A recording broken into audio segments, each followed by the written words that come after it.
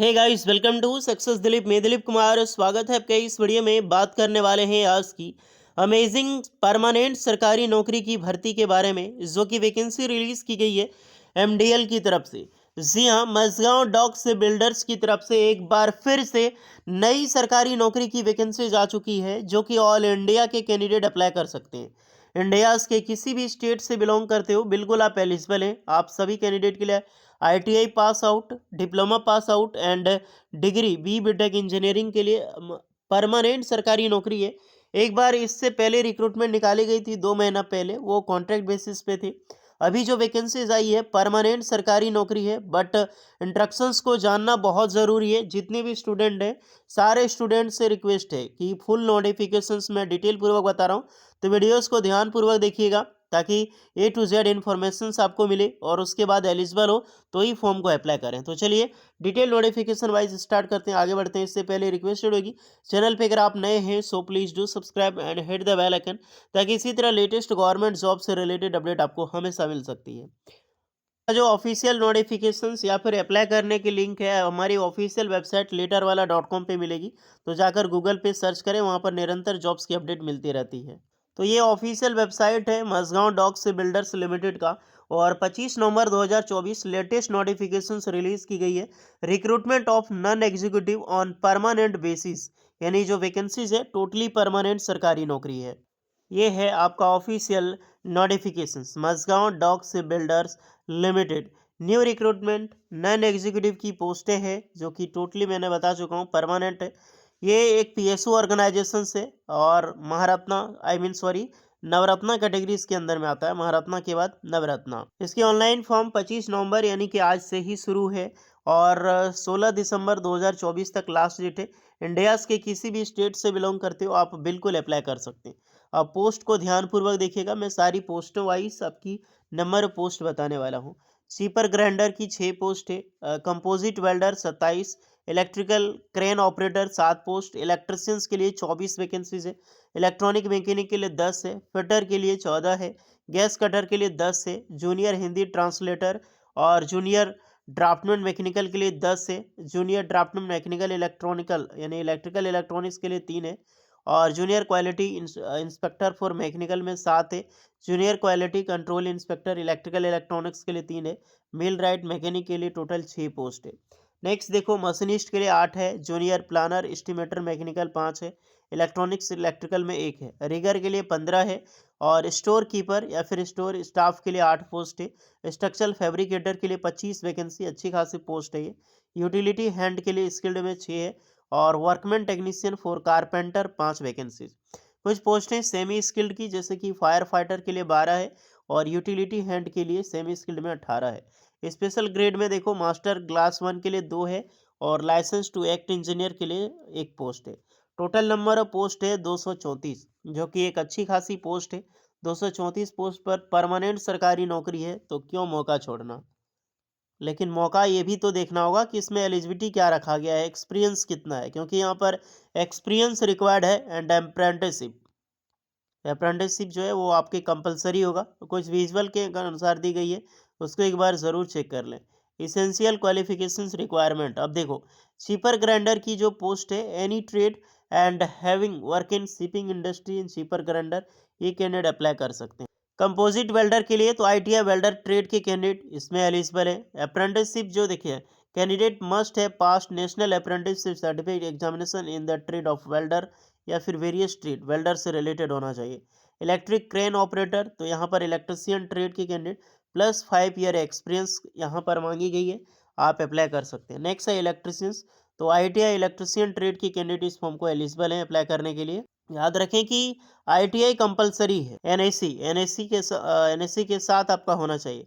Electronic mechanic radio, radar aircraft, ये सारी trade से आपने किया, अप्लाई कर सकते हैं। फिटर की पोस्ट है, तो आईटीआई फिटर ट्रेड के साथ आपने कर रखी हो, अप्लाई कर सकते हैं। यानी बहुत सारे कैंडिडेट होते हैं। आपका एनएससी कंपलसरी है, नेशनल अप्रेंटिसशिप सर्टिफिकेट।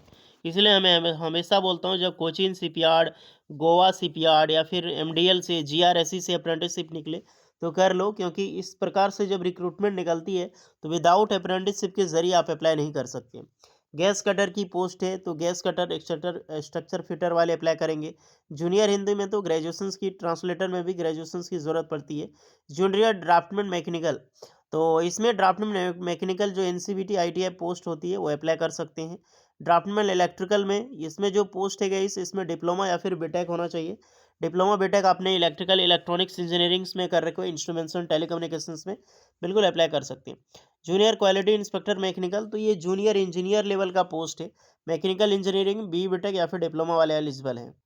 एंड बहुत सारे कैंडिडेट इसमें एलिजिबल है। मरीन इंजीनियरिंग हो गया, सी बिल्डिंग्स हो गया, या फिर जूनियर क्वेसी जो क्यूसी इंस्पेक्टर इलेक्ट्रिकल इलेक्ट्रॉनिक्स, तो electrical engineering and electronics engineering diploma BTech eligible है।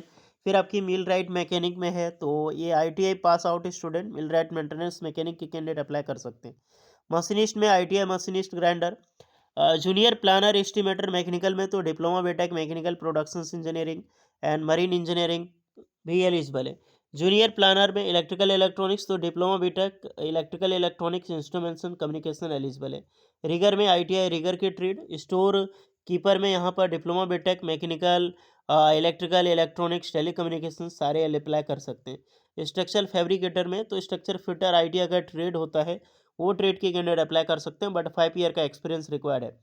यूटिलिटी हैंड स्किल्ड में आपकी मरीन इंजीनियरिंग फिटर या फिर स्वीपराइट स्टील में होना चाहिए, फिटर ट्रेड के साथ अप्लाई कर सकते हैं। यहाँ पर भी एक्सपीरियंस रिक्वायर्ड होगा। ओके, बट अप्रेंटिसशिप सब में है जितने भी आईटीआई की पोस्टें हैं। वुड वर्क टेक्नीशियंस में तो यहाँ पर भी अप्रेंटिसशिप हो जाए, कारपेंटर या फिर स्वीपराइट मैकेनिक वाले अप्लाई कर सकते हैं। फायर फाइटर में तो डिप्लोमा की सर्टिफिकेट होनी चाहिए, इसमें ओनली 10th पास प्लस डिप्लोमा का एक सर्टिफिकेट होता है। फायर फाइटिंग का 6 मंथ का ड्यूरेशन, वो एलिजिबल है। और ड्राइविंग लाइसेंस इसमें ज़रूरी है व्हीकल का। यूटिलिटी हैंड सेमी स्किल्ड के लिए तो इसमें भी अप्रेंटिसशिप अप्लाई कर सकता है, बट सी बिल्डिंग इंडस्ट्री में आपने कर रखे हो एक्सपीरियंस एलिजिबल है। मास्टर क्लास 1 की है तो मास्टर में अप्रॉक्सीमेटली मास्टर की सर्टिफिकेट होनी चाहिए कॉम्पिटेंसी के साथ। नेक्स्ट है आपकी लाइसेंस टू एक्ट इंजीनियरिंग, तो इसमें भी महाराष्ट्र मैरीटाइम बोर्ड एक सर्टिफिकेट प्रोवाइड करती है 2 ईयर एक्सपीरियंस के साथ।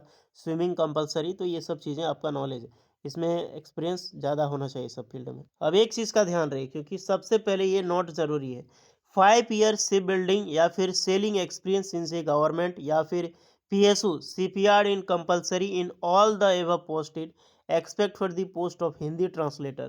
दूसरी, for Hindi translator 5 year most qualifications experience in translation from Hindi to English। अब जितनी भी सारी पोस्टें आपने देखी, बहुत सारी जगह आपने देखा होगा जहाँ पर एक्सपीरियंस मेंशन नहीं है, तो ये लोगों ने क्या कर रखा है कि जैसे कि मैं बहुत सारे एग्जांपल अभी दिखाता हूँ, जिसमें इलेक्ट्रिशियंस की आईटीआई वालों के लिए पोस्ट थी, वहाँ पर कोई भी चीज़ की ज़रूरत यहाँ पर नहीं दी गई है। जैसे गैस कटर ही मान के चल सकते हो, वेल्डर की पोस्ट है, कहीं पर भी मेंशन नहीं है कि यहाँ पर एक्सपीरियंस चाहिए। उसके बाद आप देख सकते हैं मशीनिस्ट की है, यहाँ पर भी नहीं लिखा हुआ है, कुछ भी नहीं। रिगर में देख लो या फिर ये इलेक्ट्रिशियंस की पोस्ट में देख लो, कहीं पर भी मेंशन नहीं है। बहुत सारी पोस्टें में मेंशन नहीं है, बहुत सारी पोस्टें में 5 ईयर का एक्सपीरियंस रिक्वायर्ड है। लेकिन आप जैसे ही नीचे आते हो तो यहाँ पर स्टार्टिंग में बताया कि 5 साल का शिप बिल्डिंग या फिर सेलिंग का एक्सपीरियंस होना चाहिए, गवर्नमेंट हो, PSU हो, किसी ऑर्गेनाइजेशंस में कंपलसरी है सारी पोस्टों के लिए। एक्सपेक्ट आपका हिंदी ट्रांसलेटर, हिंदी ट्रांसलेटर में 5 साल का एक्सपीरियंस आपका टाइपिंग में होना चाहिए। तो एक्सपीरियंस रिक्वायर्ड है, इसीलिए मैं हमेशा बोलता हूँ तो इंस्ट्रक्शंस पढ़िएगा, तभी जाकर आपको अप्लाई करना है। सारी पोस्ट में एक्सपीरियंस चाहिए। नेक्स्ट है रिक्वायरमेंट क्वालिफिकेशंस नोटिफाइड DGSR जो फॉर एक्स सर्विसमैन, तो उसके लिए काउंसल्ड हो जाएगा ऑल पोस्ट के लिए। समझ में आएगी कि इसमें झोल क्या है। यानी वैकेंसीज तो परमानेंट सरकारी नौकरी है, बट एक्सपीरियंस रिक्वायर्ड है भैया। ओके, ग्रुप डिप्लोमा बीटेक वाले थोड़ा सा अपना ग्रुप देख लेना, डिस्ट्रीब्यूशन जो भी आपकी कोर इंजीनियरिंग ब्रांचेज है कि कौन कौन से कैंडिडेट इसमें अप्लाई कर सकते हैं। बाकी बात मशीनिस्ट में मशीनिस्ट ग्राइंडर ITI वालों के भी ट्रेड, ये डिटेल पूर्वक आपको देखनी है। जैसा आपका एक्सपीरियंस होगा, एक्सपीरियंस के बेसिस पे आपको मार्क्स भी दी जाएगी, जिसका जिक्र यहाँ पर है, तो उसका बेनिफिट्स आपको मिलेगा गाइस अगर आपने एक्सपीरियंस लिया तो। सैलरी देखो, सेमी ग्रेड वालों के लिए 22,000 से लेकर 83,000 तक मिलेगी। स्किल ग्रेड 1 के लिए 17,000 से लेकर 64,000 और सेमी स्किल ग्रेड 1 के लिए 13,200 से लेकर 49,000 तक। तो सैलरी ठीक ठाक है, सैलरी के लिए टेंशन नहीं है।